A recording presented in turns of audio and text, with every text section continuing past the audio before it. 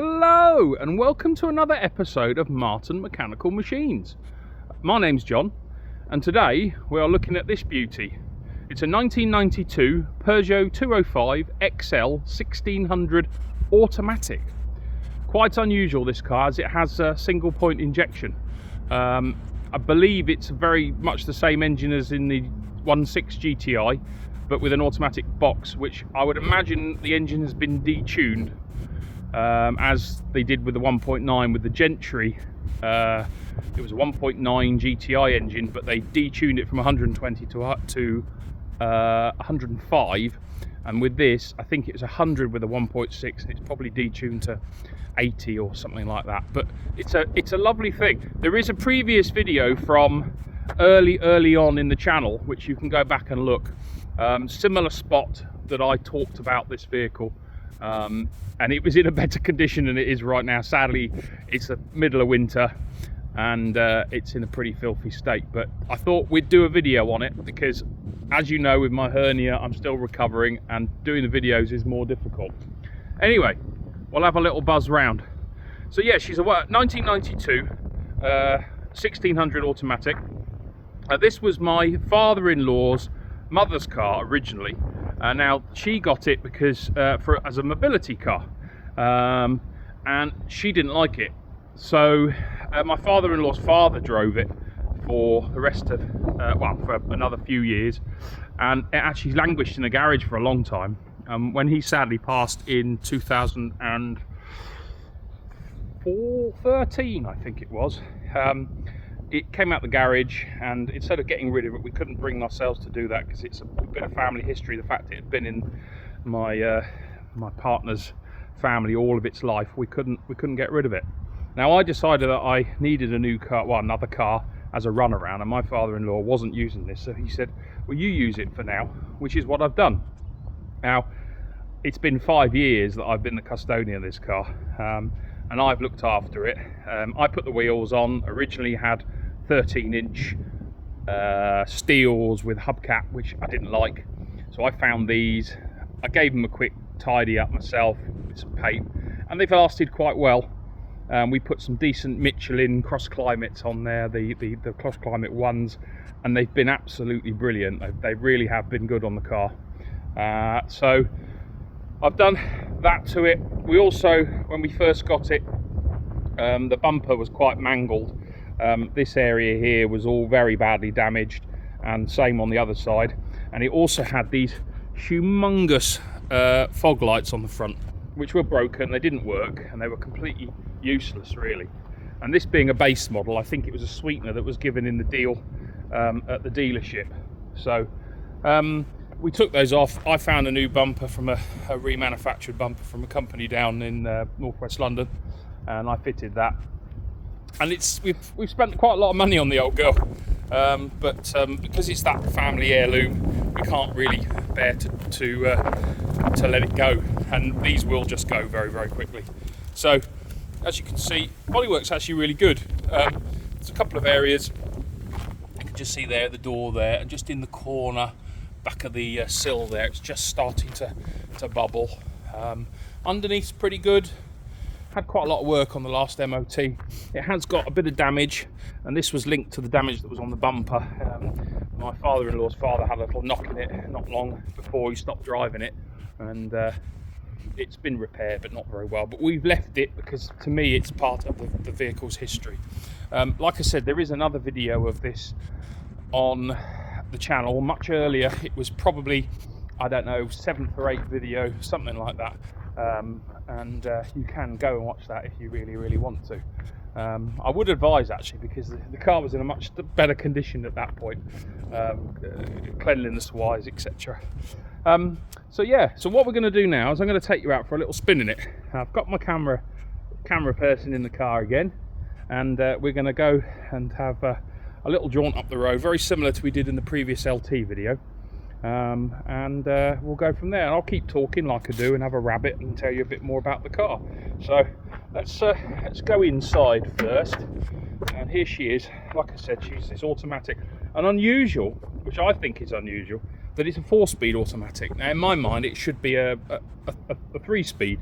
but it's actually a 4-speed, so it actually makes it a really good cruiser on the motorway, etc, etc. Now, apologies if there's any wind noise. We've got Storm Isha coming across the country at the moment, so the wind's picked up a bit. But what I'll do first is I'll show the mileage there. Look, 76,240. It's really low, really, for the age of it. In fact, it's now 30. This year's 32 years old. And anyway, we'll start her up. Ready? There she goes. See, really nice sounding. Listen to that. That's really sweet sounding. It's not rough. Doesn't rough idle or anything. It does sound very nice. And we'll come around to the exhaust. Yeah, it just sounds nice. It really does sound nice. So I'll hand you over to my camera lady, and we'll go for a jaunt in the old girl. So there we go. So, as I said, it's 1992 1.6 XL. XL was the base model that they did for these. This was the lowest of the low. It had, it doesn't even have intermittent wipers on it. But what is unusual is it has that 1600 injection engine, which I still can't understand how this car got it. Now, if anyone knows the reason behind how they mated this up, now I would have thought this would have been a carburetted engine, but it wasn't. It was an injection engine. And actually, like I said, this 4-speed auto is really very good.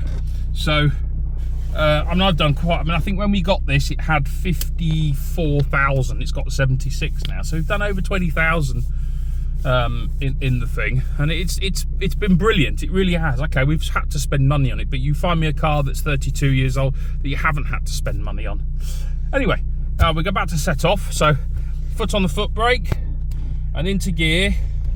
Now, you might notice down here the gear selector that says D, reverse and drive, is missing. Now, we had to have a repair done to this section of plastic. The whole thing had fallen apart, and the guys where the work was done couldn't find the little bit, and it was with the car, but they couldn't find it, so it's got to go back probably next service and have that refitted. But it doesn't stop it from going into gear or anything like that. So anyway, we're in gear now.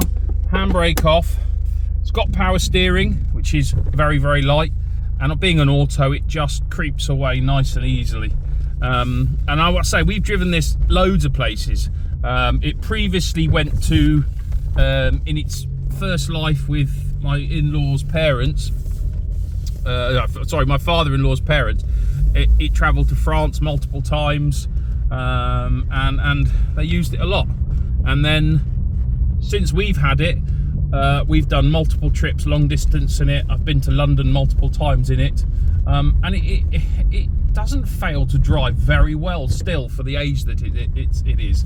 I mean, it's been helped now by the tyres. When we first got it, the tyres were rubbish. They were, every time it had gone for an MOT, because it had done very few miles in between MOTs, when the tyres were cracking, they were replaced with just whatever they had that was cheap at the time. So we ended up with a very mismatch of tyres, which wasn't brilliant, because in the wet it made it very twitchy and not so much fun.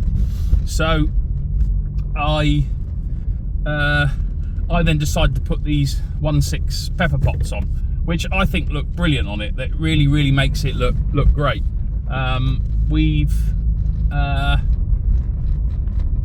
Yeah, so as I say, we put those cross climates on because it being a French car, we had to have a French tyre. There is nothing else you could put on a car like this than a French tyre. So it had to be Michelin. And the fact that cross climate hadn't long come out, we thought we'll put those on there as well. And it's worked really well. It's a really grippy little car now with these 14-inch wheels. It just grips really well. You can throw it around corners. And with this little auto box, this 4-speed auto, it not only is a good not only a good motorway cruiser because of the 4-speed, it also makes it like a little go-kart. So, you know, you've only got to stop and a go, and it absolutely flies. Now, we're coming out of the village, we're doing 20 mile an hour at the moment, and what I'll do is when we get out onto the main road, I'll I'll put my foot down and we'll have a bit of a blast. My camera lady, I think, is going to pan back out towards the front shortly, and you can actually see where we're going. So I think it gets a little bit boring just looking at my ugly mug. I know you guys get a bit bored of hearing my voice also. So I think I'll just shut up for 2 seconds as we pick up some speed so you can hear the exhaust, etc, etc. So 50 mile an hour.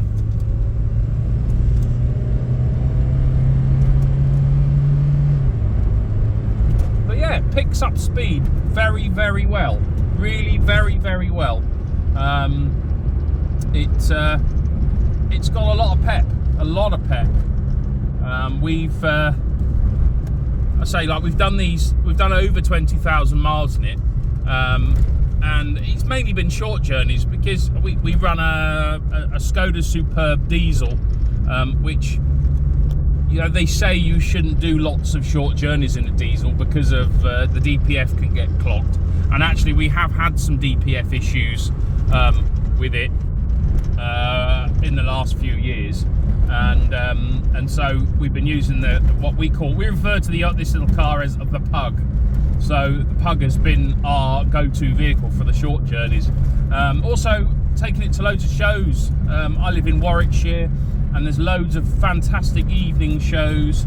I don't know if anyone's seen the car out and about, but it has been at quite a few shows in the sort of South Warwickshire area over the last couple of years, and it's been very popular. It's had a lot of attention.